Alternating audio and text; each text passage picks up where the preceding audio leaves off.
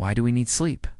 Why is it that when we wake up in the morning, even though we have spent about 1/3 of our lives sleeping, we still feel so refreshed and ready to take on the day? What is it about sleep that makes it so important to us? In this video, we're going to be exploring some theories as to why we need sleep and what it is that happens to our bodies and minds when we are sleeping. So, if you are interested in this topic, then please make sure to stick around until the end of the video. The first theory that I want to explore with you today is the idea that we need sleep, because our bodies are not equipped to handle the amount of stress that we are constantly exposed to these days. We live in a world where we are constantly bombarded with information from all angles. We have to make decisions all the time, and this constant state of alertness can be very stressful for our bodies. Sleep allows us to relax and recharge, so that we are able to cope with the stress of everyday life. In fact, there is a lot of evidence to support this idea. For example, people who get enough sleep are better able to cope with stress than those who do not.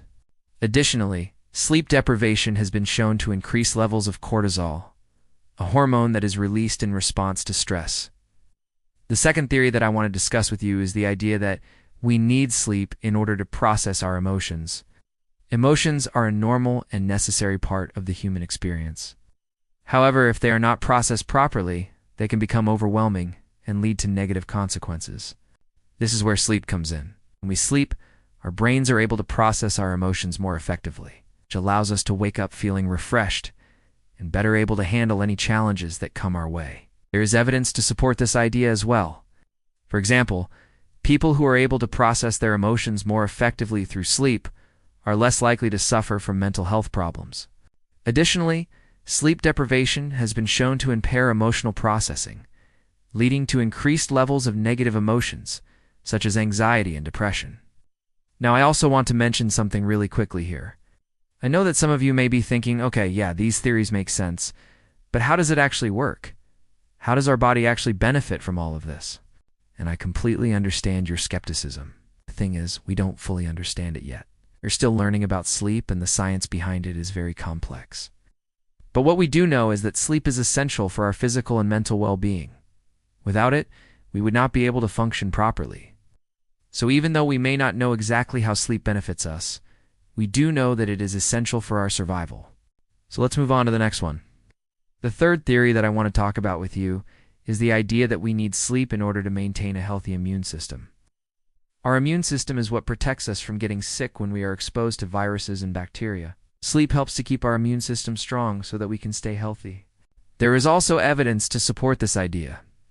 For example, people who get enough sleep are less likely to get sick. Those who do get sick tend to recover more quickly.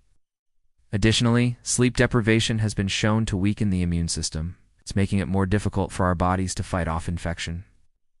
The fourth theory is the idea that we need sleep in order to repair and rejuvenate our bodies. Our bodies go through a lot of wear and tear during the day. We are constantly using our muscles, which causes them to break down over time. Sleep allows our bodies to rest and repair so that we are able to stay strong and healthy. This theory is supported by the fact that athletes who get more sleep are able to recover from injuries more quickly. Additionally, sleep deprivation has been shown to impair muscle growth and repair. The fifth theory is the idea that we need sleep in order to improve our cognitive performance. When we are awake, our brains are constantly using energy.